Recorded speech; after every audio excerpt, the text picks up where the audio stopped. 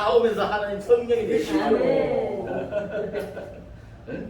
우리가 사람이 사실은 굉장히 큰 존재인데 조금만 방심하면 아주 작은 존재로 이렇게 되어버리는 것 같아요. 어떨 때는 요만큼도 못 들어가게끔 속이 좁아지는 경우가 많이 있는데 이게 우리가 좀 자꾸 크게 이렇게 생각할 필요가 있지 않나 이런 생각이 듭니다.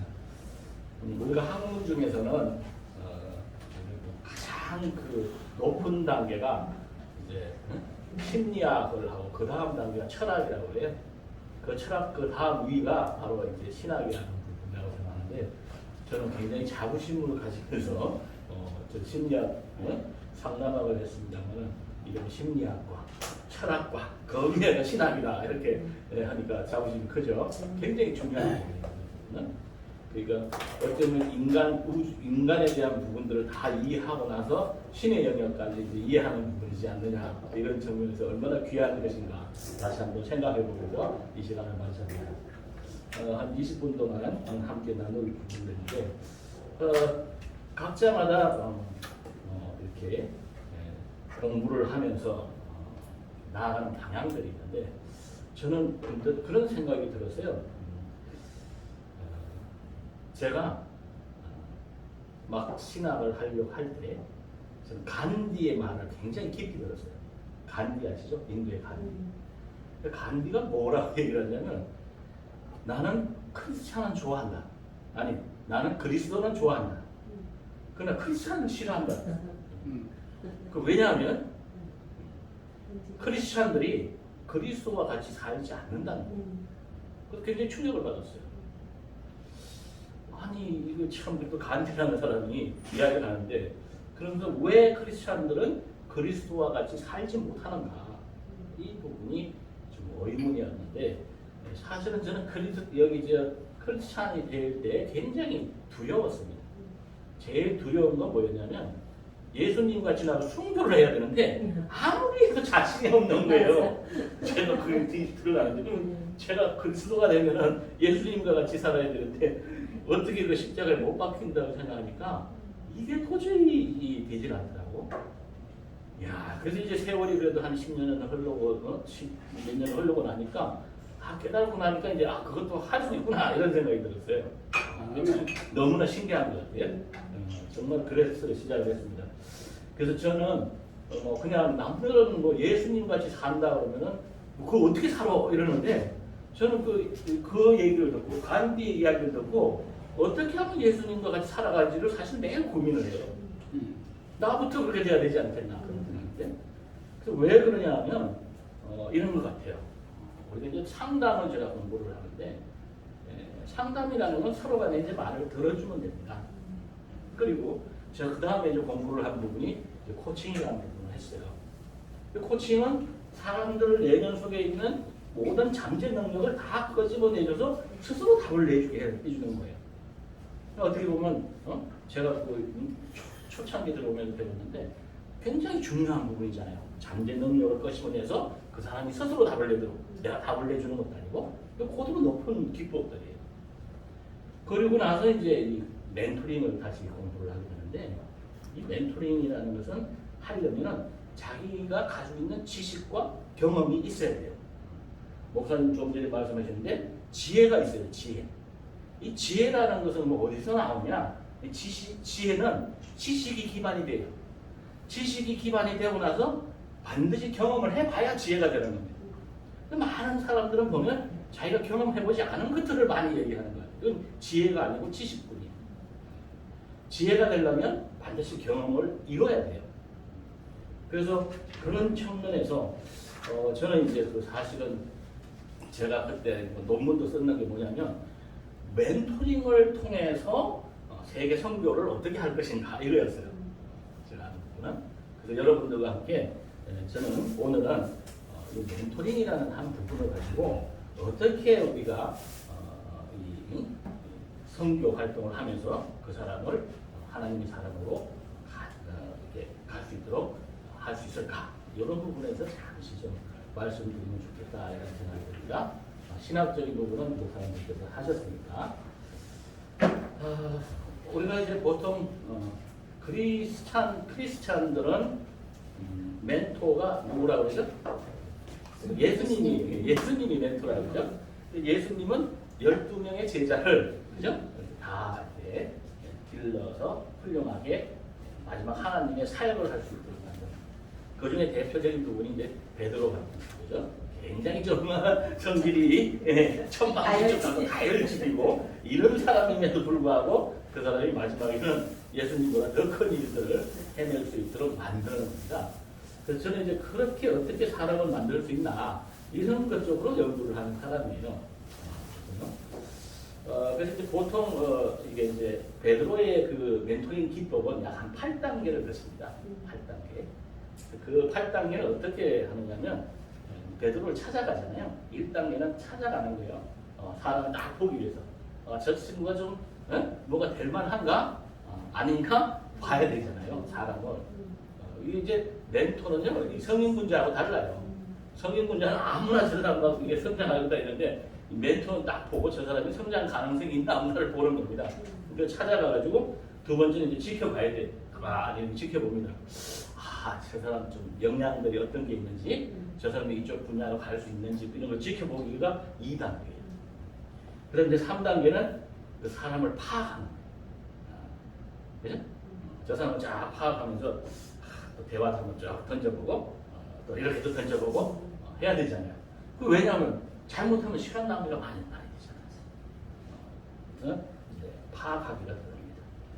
그럼 이제 4단계가 뭐냐면 그때 이제 가르치기가 들어가요. 가르치기. 이 가르치는 방법이 예수님은 뭐 예수님뿐만 아니라 공자님도 그랬고 부처님도 그랬고 다 그랬어요. 사실은 진짜 가르치는 방법은 그 상대방이 스스로 답을 낼 수 있도록 이렇게 끄집어내주는 걸 해야 됩니다. 그 사람이 스스로 답을 낼 수 있도록 그렇게 해주는 기법을 쓰죠. 너는 내가 누구라고 다르냐? 이런 거예요. 보통 그런 질문들을 쓰죠. 이 질문들의 어떤 그런 힘 이런 것들을 가지고 가르쳐 주기 시작하는 겁니다. 너는 어떻게 생각하느냐? 이런 부분은 어떻게 생각하느냐? 또 천국은 어떻게 간다고 생각하느냐? 성경은 또 어떻게 만들어졌다고 생각하느냐? 이런 거죠. 그렇게 이제 가르치고 5단계에 가서 이제 하나의 기회를 줍니다. 그러니까 당신이 한번 해봐라. 당신이 이런 기회가 되겠지. 그런 기회죠. 그 다음에 이제 6단계에서 이제 가장 중요하게 저는 그렇게 생각해요. 저는 말로 하는 게 아니라 어떻게 하면 내가 그것에 모델이 될 수 있느냐 하는 게 중요하죠. 멘토링은 내가 가지고 있는 어떤 경험, 지식들을 내가 실행을 해보고 거기에 대한 경험을 바탕으로 해서 제가 모델이 되어야 돼요. 삶의 모델. 그래서 그게 가장 중요합니다. 다른 거하고 다르게 모델이 돼야 된다는 거예요. 네, 나를 본받을 수 있도록 내가 먼저 그 자리에 서야 됩니다. 그래서 그 부단히 노력을 해야 되는 부분이죠. 그걸 비춰주기라고 해요. 비춰주기. 네? 그러면 7단계에서 이렇게 비춰주기 하면서 부족한 부분을 다시 그 사람을 채워줘요. 또 부족한 걸 채워줘요. 왜냐하면 경험했던 부분들을 아주 옆에서 채워주는 거죠. 그걸 다 채워주고 나면 8단계에서 이제 확정하기로 들어갑니다. 확정하기. 그래서 이제 멘토는 조금 전에 말씀드렸듯이 성인군자하고는 다르다. 성인군자는 자신을 멘토로 인정하지 않는 모든 사람도 포용하지만 멘토는 그런 사람 인정 안 해요. 그거는 오직 멘티에게만 자기의 어떤 그 해안도를 보여줍니다. 믿는 대로 보여주는 게 아니고 아주 1대1인데 사실은 이제 예수님도 보시면 뭐 부처님이나 공자님이나 이런 데 비하면 굉장히 제자가 이런 몇 명 안 되죠. 몇 명 안 돼요. 그러니까 다시 아주 그걸 보면은 다시 그러니까 멘토링이라 그러면 핵심 인재를 길러내는 기법이다 이렇게 보시면 돼요. 아무나 막 길러내는 게 아니고 이 사람이 중심적 인물이 될 수 있는 사람이 아닌가. 이걸 보면서 여러 가지 지켜보고 파악하고 가르치고 기회 주고 비춰주고 이러면서 이 어떤 그게 중심이 되는 사람을 성장시키는 것이다. 이렇게 이해를 하시면 좋을 것 같아요. 그래서 어떤 그 이 멘토링은 1대1로다가 어떤 관계적인 경험을 통해서 이루어지는 거예요. 그래서 1대1로, 그러니까 1대1로 경험을 통해서 이루어지고, 그 기본에 가장 중요한 것이 멘토와 멘티 간의 사랑과 신뢰가 기본 요소가 된다. 그래서 우리 이종택 목사님이나 우리 한명희 목사님의 관계, 김영준 목사님의 관계, 이 관계가 멘토링에서는 아주 모델적인 잘 되어 있죠. 그런 부분들이 상호 신뢰나 사랑이나 이런 것이 기본 바탕으로 되어야 됩니다. 그렇게 해서 멘토 관계가 지속돼야 하는 그런 것입니다.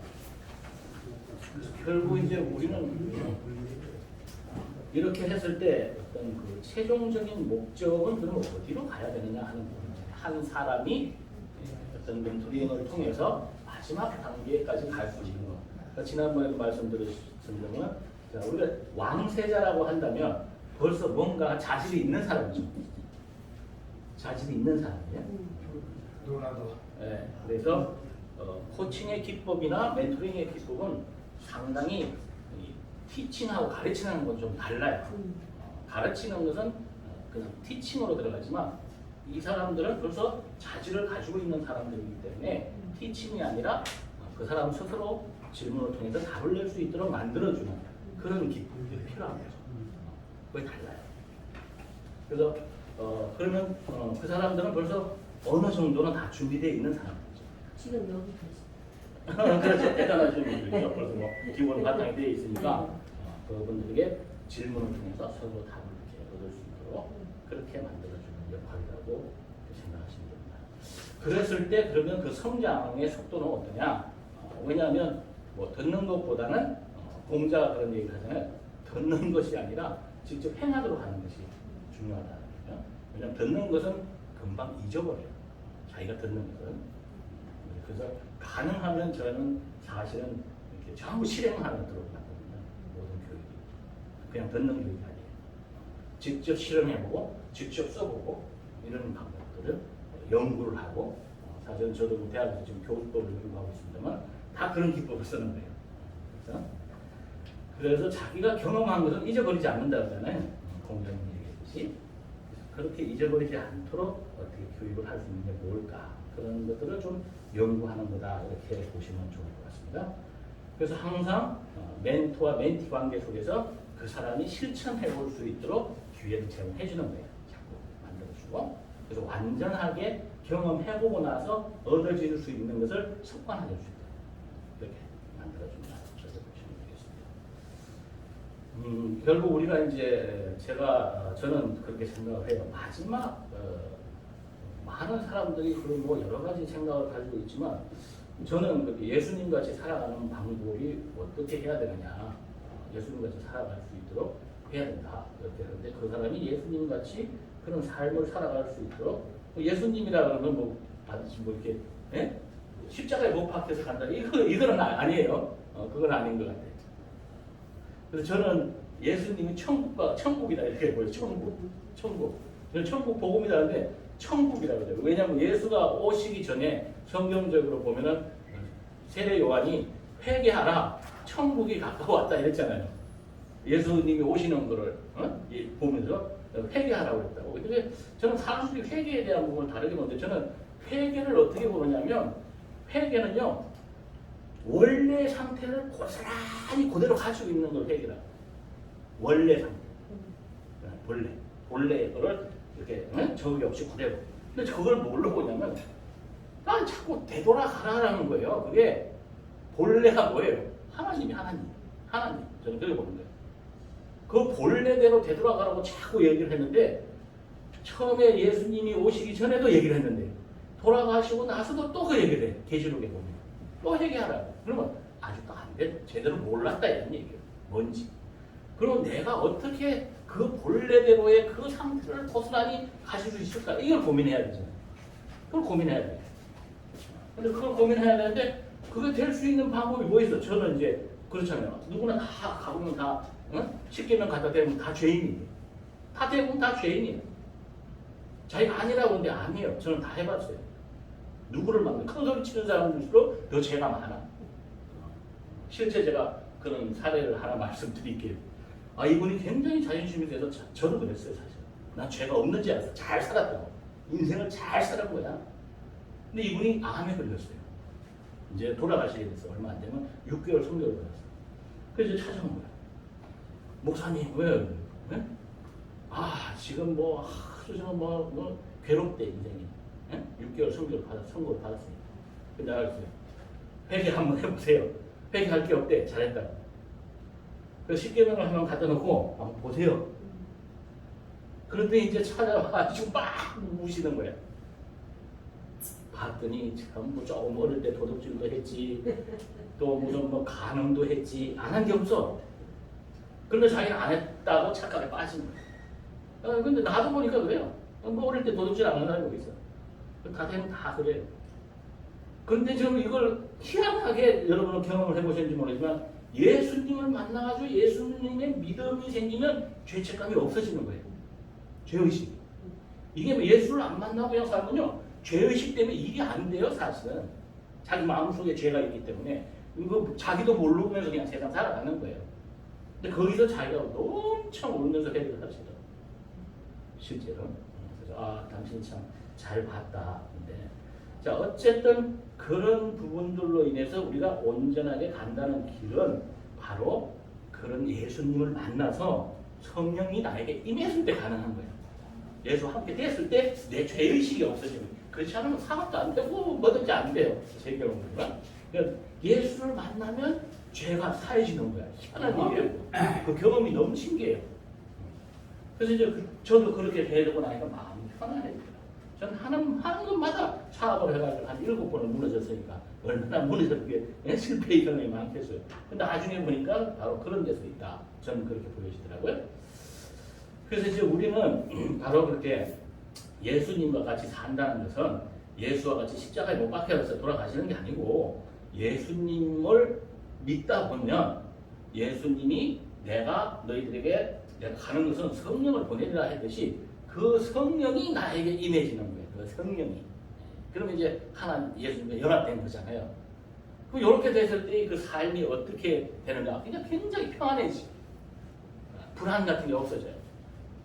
제가 인생을 살면서 얼마나 힘들어 했었느냐면 오죽 힘들면 제가 인생의 모토를 뭐라고 정했냐면 두려움과 두려움에서 벗어나자 했어요.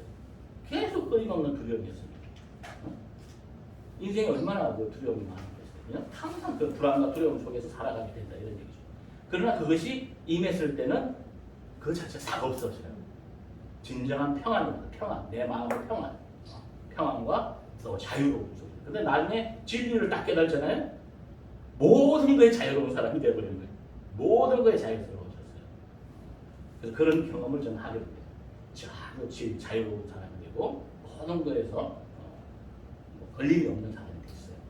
그리고 마음의 평안이 그런 관계를 만들어진다. 그래서 그런 사람을 만들어주도록 경험했기 때문에 어떻게든 그거 하는데 그게 다시 말씀드리면 임마누엘이 임마누엘.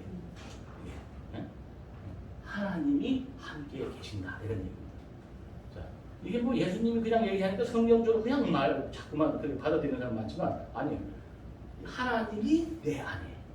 목사님들 보면 내 안에 하나님이 계시는데요. 이런 분들 많이 있어요. 그죠? 하나님이 내 안에 임재해 있는 걸 느껴요.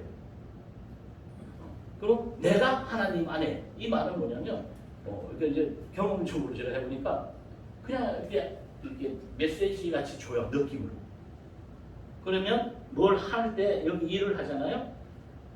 내가 이 일을 해야 되나 하면 밤새도록 그게 고민하게 만들어져요. 그리고 다음날 다시 결정을 하게 되죠. 근데 다시 한 사례를 말씀드리면 링컨 대통령 같은 거. 링컨 대통령이 어떻게 살았냐면 이 사람이 뭔가 결정을 잘 안 될 부분들이 있잖아요. 그럼 혼자 조용히 가가지고 가만히 가요. 그래서 비서관이 물어요. 아니 결정하시는데 왜 혼자 가서 거기 있습니까? 여러 사람하고 토의해야지. 이렇게 물었어요. 그때 링컨이 뭐라 그러냐면 하나님을 만났다. 하나님. 그래서 제가 무려 7번의 사업을 실패를 했지만 그 이후로는 한 번도 실패가 없는 삶을 살았다. 그렇게 여러분들에게 말씀드리면서 진정 하나님께서는 내가 온전하듯이 너희도 온전하라. 그 온전함이라는 것은 인간의 몸으로는 온전할 수 없다. 뭐냐? 바로 임마누엘. 내 안에 하나님이 함께 임했을 때, 성령이 임했을 때 온전해질 수 있다. 이렇게 말씀드리면서 오늘 여러분 모두가 이 중요한 신앙을 공부하면서 그러한 임재가 있기를 바라면서 여러분 모두에게 축복이 넘치기를 바라겠습니다. 감사합니다.